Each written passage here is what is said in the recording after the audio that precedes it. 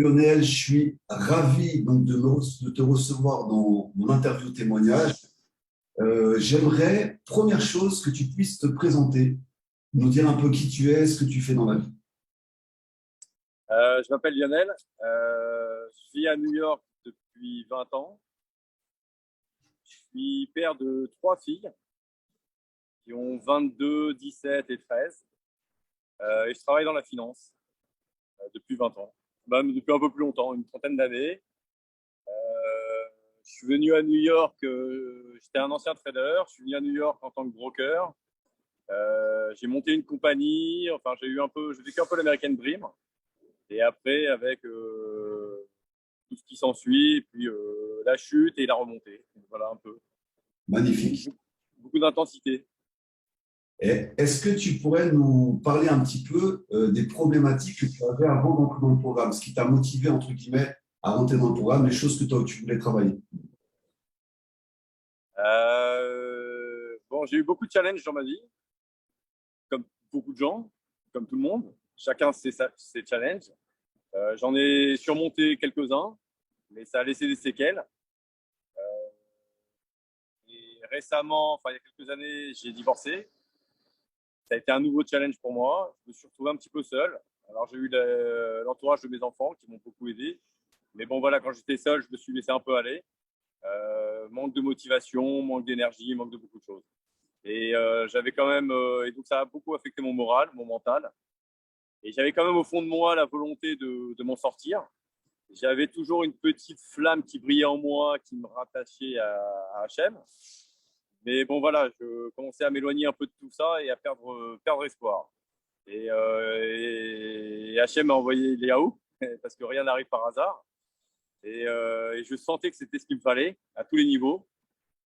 C'était un peu comme un grand frère qui m'a pris par la main, qui m'a secoué et qui me secoue tous les jours et sur tous les aspects.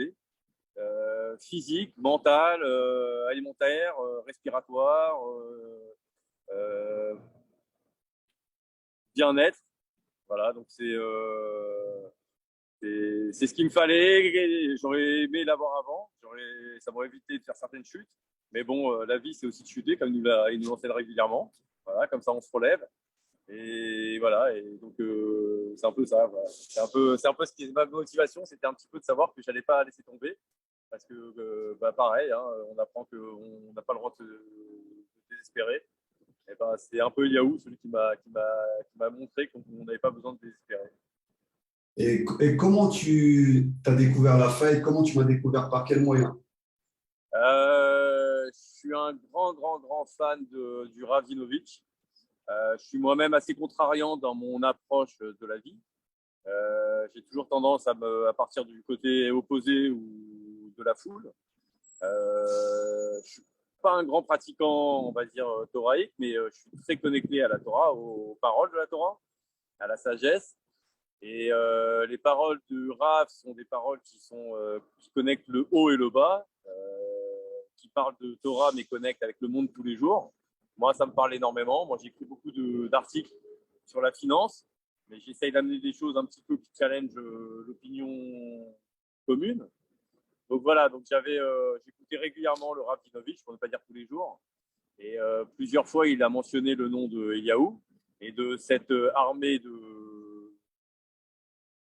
d'êtres humains et pas de surnaturel, de gens qui sont dans la vie de tous les jours, qui viennent de tous les horizons et qui doivent chacun pousser leurs propres limites. Et ça m'a touché parce que c'est ce qu'il me fallait. Et puis je savais encore une fois que je sais lire à travers un peu les messages qui me sont envoyés. Je sais encore une fois que c'est pas des messages qui sont anodins. Voilà, on m'envoie toujours, enfin Dieu m'envoie toujours les messages que j'ai besoin d'entendre et de suivre. Et donc j'ai décidé de suivre cette voie. Et qu'est-ce que tu as découvert dans la faille, du coup, quand tu es rentré? Quel univers tu as découvert? Ouais, c'est quelque chose d'incroyable. C'est un univers parallèle. En fait, c'est l'air Lecha. Je me suis découvert moi, quoi, tout simplement. Moi, quand j'ai découvert les premiers, moi, ça fait très longtemps. Je pense que j'ai un corps, on va dire, qui avait un beau potentiel de développement physique. C'est-à-dire que j'ai pas de surpoids. Je suis grand, je suis élancé. Enfin bon, voilà, j'avais des capacités. Mais comme je l'ai dit, je faisais rien. Puis puis j'avais vraiment une perte d'énergie. Et quand j'ai commencé le coaching que tu m'as mis en place, je pensais vraiment que j'y arriverais pas. J'ai eu des difficultés un petit peu au début, mais ce qui est incroyable, c'est que tout est adapté en termes de temps, c'est-à-dire qu'il y a jamais, c'est jamais trop long, on n'arrive jamais au découragement. Et puis je me suis aperçu en fait que les limites qu'on avait, c'était des limites qu'on avait dans la tête, ou que la société nous imposait pour nous rabaisser, mais qu'en fait, tout ça, on est capable de les franchir. Donc c'est très dur de le faire de manière individuelle. Et la coach, enfin ce groupe, c'est un groupe où on voit des gens complètement différents de tous les âges, et chacun fait à son rythme et à son niveau, va aller pousser ses propres limites.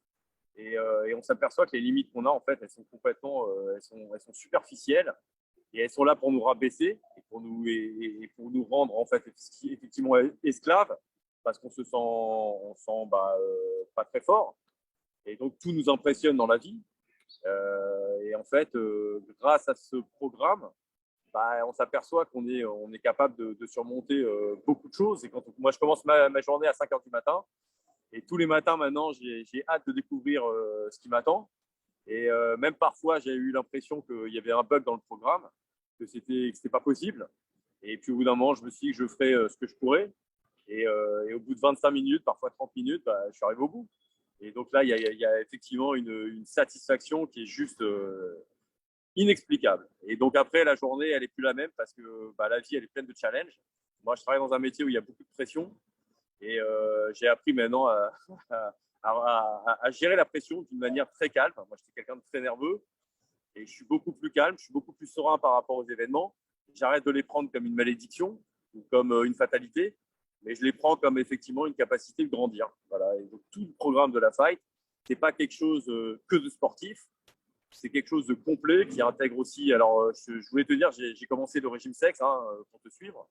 Donc voilà, et je ne pensais pas qu'en fait, après l'effort, j'étais capable de ne pas boire. Et donc aujourd'hui, je n'ai pas mangé, je n'ai pas bu, et je fais mon programme tous les matins.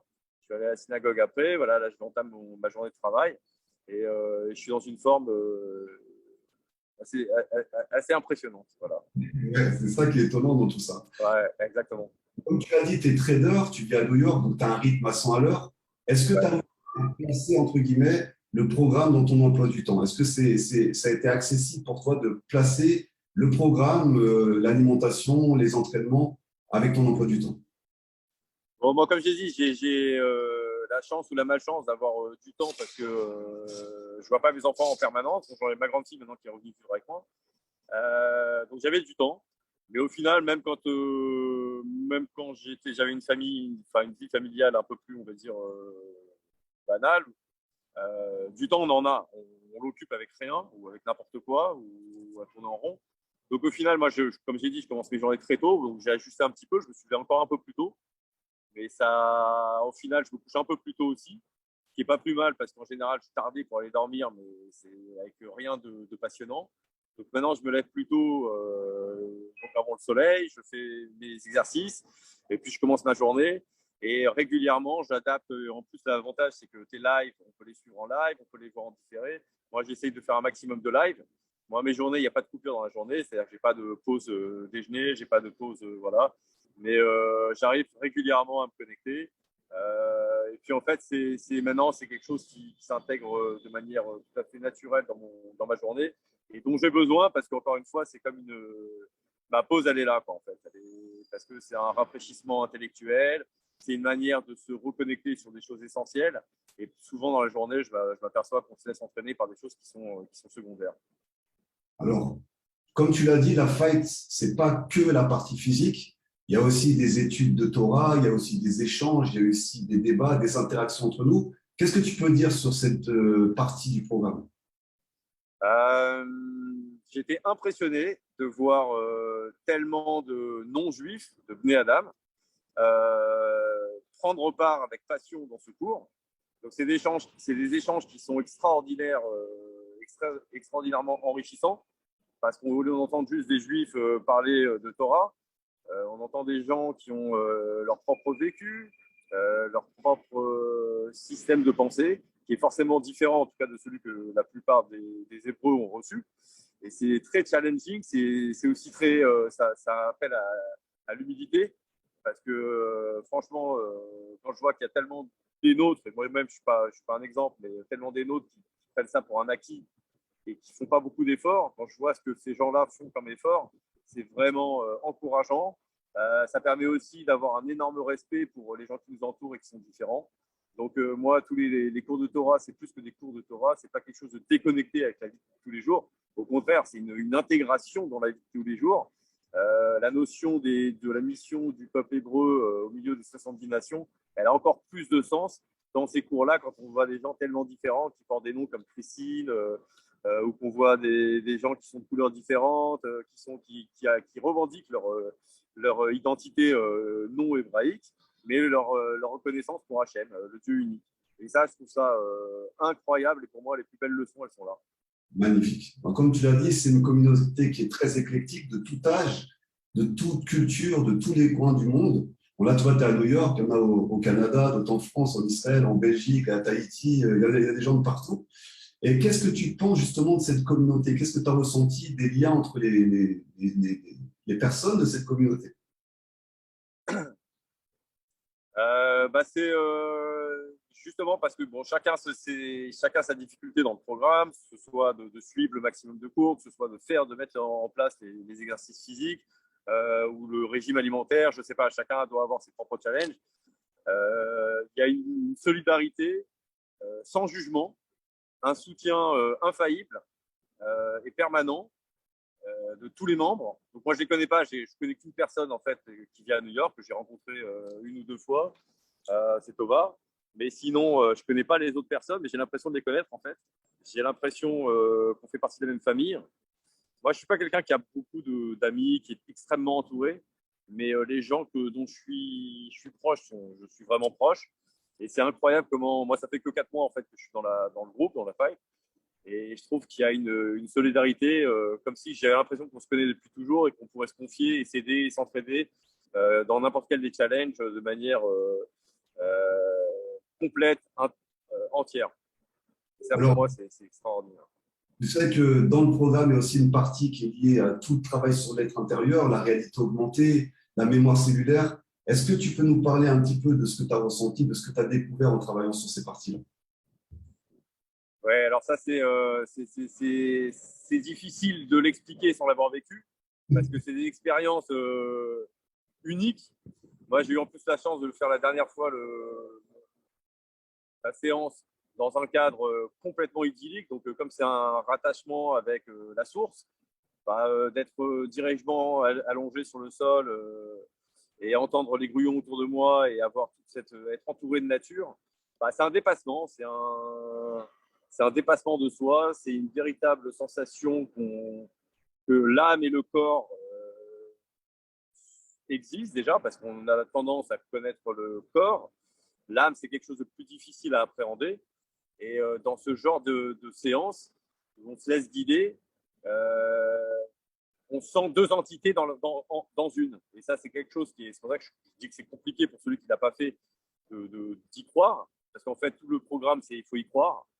Il faut y croire quand tu nous dis qu'on on peut rester sans respirer pendant un certain temps. Il faut y croire quand tu nous dis vous n'allez pas mourir si vous ne buvez pas et vous ne mangez pas pendant quelques jours. Bon, il faut y croire, hein, parce que forcément, le système de la société actuelle, c'est ne pas croire à ce genre de choses et de courir chez le médecin. Bon, voilà.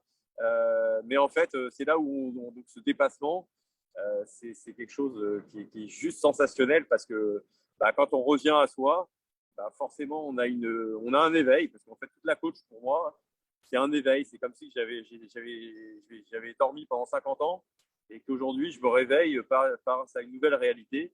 Et la première réalité, c'est ma réalité, c'est-à-dire c'est mon corps, mon âme, mon potentiel.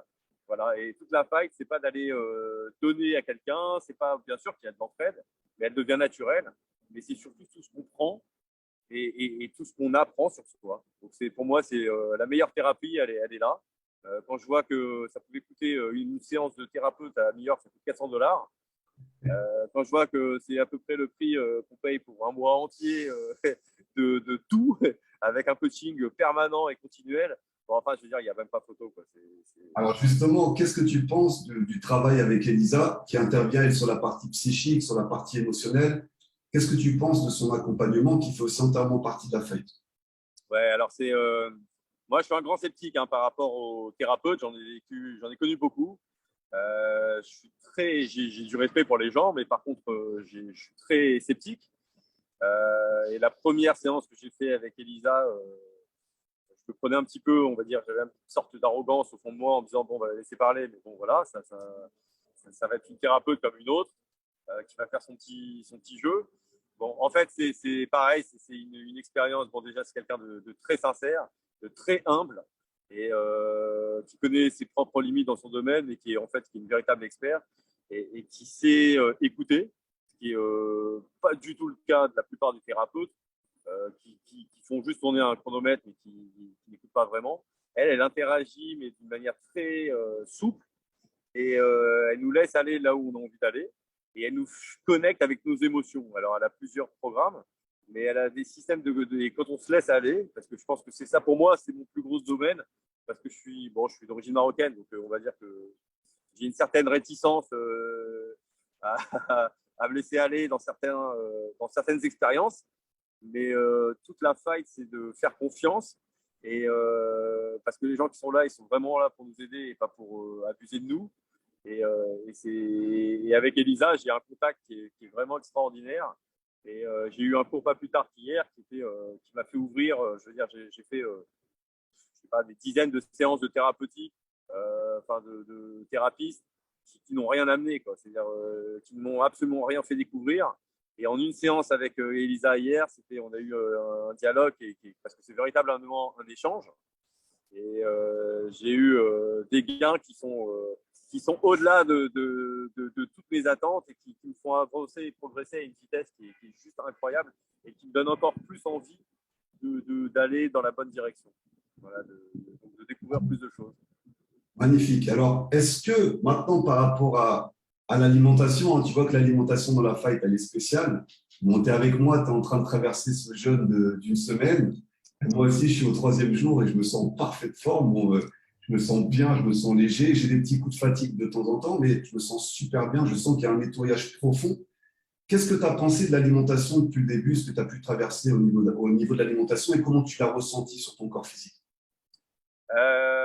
Alors au début, moi je pensais que l'alimentation, et c'est certainement le cas pour certaines personnes, c'est ça qui est génial, c'est que chacun y trouve son compte.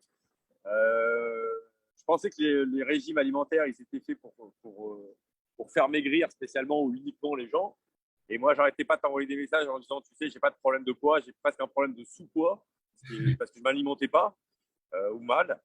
Moi, j'avais l'habitude de ne pas manger le midi, c'est pour ça que moi, les jeunes, c'est pas très compliqué, en tout cas les jeunes hydriques. Ne pas manger, moi, je suis capable de ne pas manger le matin et le midi. Et puis le soir, vraiment, c'est si j'ai faim, je vais grignoter un peu. C'est même pas manger. Bon, voilà. Et en fait, je me suis forcé, puisque quand je rentre dans la fight, c'est une sorte de commitment. C'est un engagement que je fais avec toi. Et c'est pour moi que je le fais, mais c'est avec toi que je le fais. Donc, je ne suis pas là pour mentir. Et j'ai décidé petit à petit de commencer à cocher un peu plus de cases, parce qu'il y a quand même beaucoup de cases à cocher dans le programme. Déjà, il n'y a jamais de jugement, ça c'est génial. Alors, tout l'aspect des jus, ça c'était extraordinaire parce que moi, j'adore les fruits, j'adore m'alimenter en fruits et en jus, donc ça c'était super. Et puis, quand tu as commencé à mettre en place certains régimes, les 2 points de légumes, 2 points de protéines, bon, j'ai décidé de le faire. Et donc, moi, ma grande fille, elle était stupéfaite de me revoir manger. Au bureau, ils ne m'ont pas vu manger en 15 ans, ils ne m'ont jamais vu manger un déjeuner. Jamais, jamais. Et là, d'un coup, ils me voient le midi me lever, aller chercher mon petit repas. Et là, ils sont tous tombés des nues, quoi. Ils se sont demandé ce qui se passait. Donc, bien sûr, je leur ai expliqué que je faisais partie d'un programme qui mettait en place ce genre de régime. Ma fille, j'ai redonné le sourire à mes enfants qui commençaient à s'angoisser parce que forcément, j'étais un exemple et un mauvais exemple pour eux parce que quand j'en parlais d'alimentation, ils me disaient que tu parles, tu ne manges même pas le midi. Bon, maintenant, ils me voient préparer mes petits repas la veille. Donc, c'est aussi un encouragement. Donc, pour moi, ça m'a permis de retrouver aussi un rythme, une rigueur et d'avoir effectivement une sorte de cycle parce que c'est jamais pareil. Donc, régulièrement, chaque semaine, on va découvrir un nouveau thème au niveau nutritif. Parfois, c'est les jeûnes intermittents. Bon, ça, on va dire que pour moi, c'est ce que je faisais à peu près quasiment tout le temps. Parfois, c'est des semaines où c'est que se nourrir à base de liquide. Et alors ça, c'est extraordinaire parce que le corps, il est en train de… Ouais, en fait, on change des habitudes. Ouais. Et je trouve ça génial parce que c'est ça où tu nous secoues énormément, c'est que tu nous laisses jamais dans une zone de confort. De la même manière que chaque matin, moi, je prie pour ne pas avoir les burpees. Chaque semaine, on découvre qu'est-ce que ça va être notre régime alimentaire. Et en fait, c'est la prochaine surprise parce que le corps, il s'adapte à tout. Et du coup, le cerveau se remet à fonctionner différemment parce qu'il n'est pas dans une zone de confort il sait ce qu'il va avoir, il sait ce qu'il va manger. Bon, voilà. Et c'est tous ces challenges qui sont extraordinaires parce que ça nous, à chaque fois, c'est comme un enfant qui ouvre une boîte, voilà, un cadeau et il ne sait pas ce qu'il va avoir et il est émerveillé par la surprise qu'il va découvrir. Bon, Ouais. voilà, c'est un peu ça, la faille. Alors, comme tu l'as dit, tu n'étais pas sur une perte de poids du tout au début. Tu n'attendais pas une perte de poids.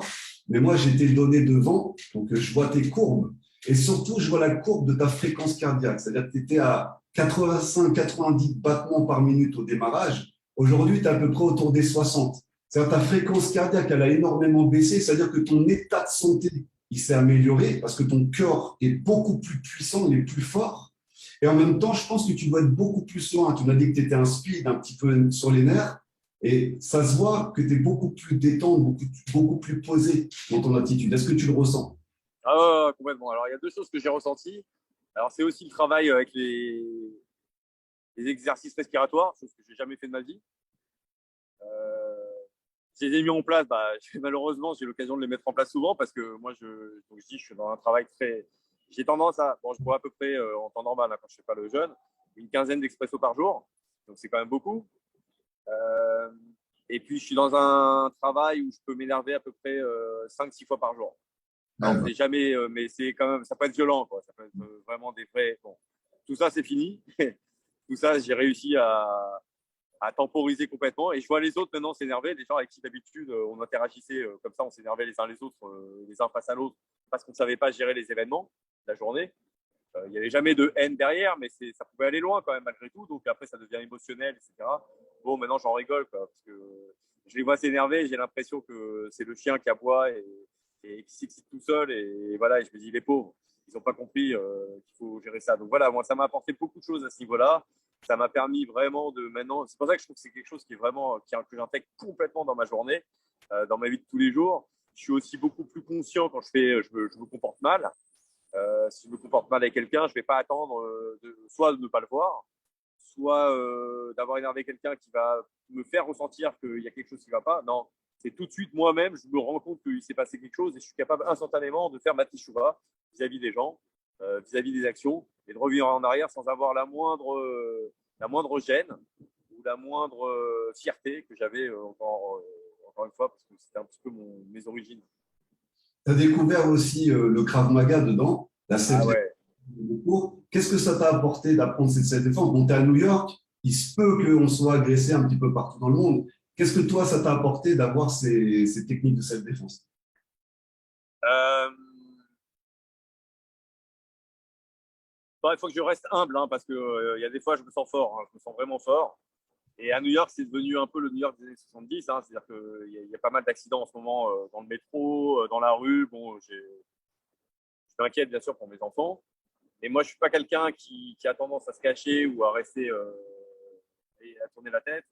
Bon, je suis pas quelqu'un encore une fois de physique, mais j'ai malgré tout cette impulsion naturelle. Donc le Krav Maga, ça me donne quand même des réflexes parce que je sais que maintenant, en plus de la parole, je pourrais avoir quelques réflexes qui pourront me sauver la vie, ou en tout cas ne pas agir comme un lâche et ne pas fuir. Ça me donne vraiment une confiance en moi parce que le but c'est pas d'aller me battre, hein, c'est pas de. Mais comme je dis, il y a quand même beaucoup de dangers à New York. C'est vraiment dans la vie de tous les jours. Il n'y a pas besoin d'aller dans le Bronx. Hein, à n'importe quelle heure dans le métro, il y a plus de police à New York. Donc c'est devenu quand même un petit peu, les gens sont laissés à eux-mêmes. On voit tout le monde baisser la tête, même les grands costauds. On voit des gens fumer dans le métro, dans les rames.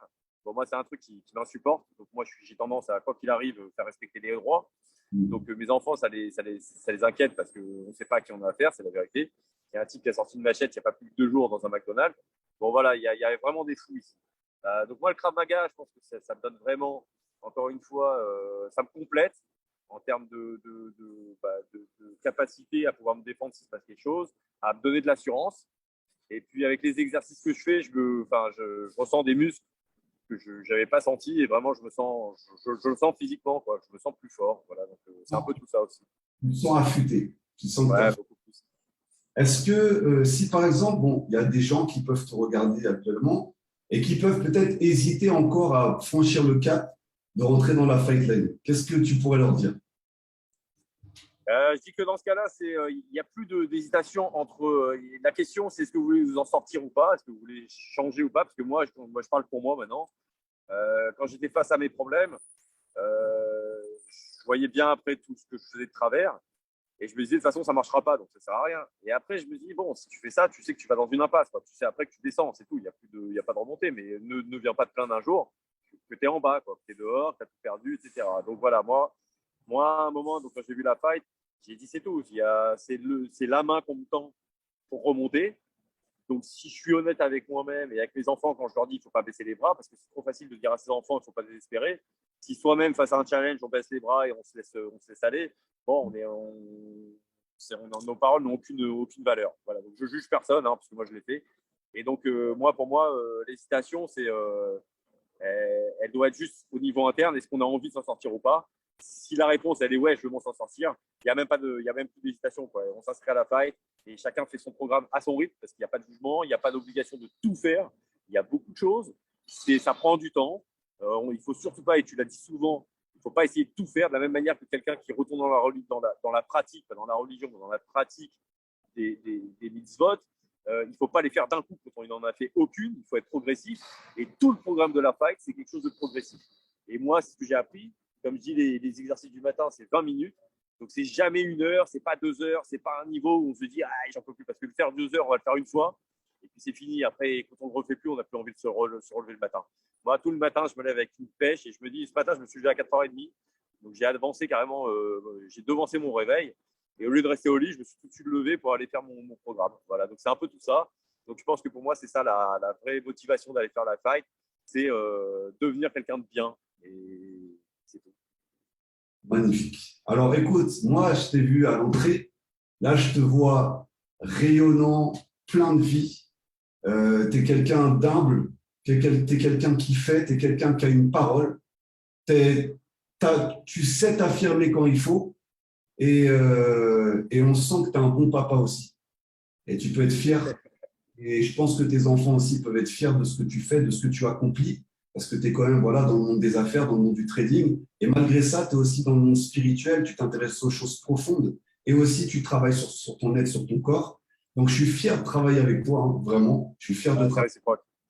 Et malgré qu'on soit à 7 heures de décalage horaire entre Israël, la France et le Canada, on arrive quand même à se connecter et à garder un lien. Donc, vraiment, Kol HaKavod, continue comme tu le fais. J'espère te voir en Israël bientôt. D'accord? Oui, bien sûr. Avec plaisir, bien sûr. Et vraiment, vraiment félicitations pour le travail fait. Ça se voit sur ton visage il est lumineux. Et j'ai aucun doute que tu vas reconstruire une vie extraordinaire. J'ai aucun doute. Merci, mais tout le mérite t'en revient. Merci pour tout ce que tu fais et ce que tu nous donnes. Merci beaucoup. Je te dis à très très bientôt, Lionel. À très bientôt. Bonne journée. Au revoir.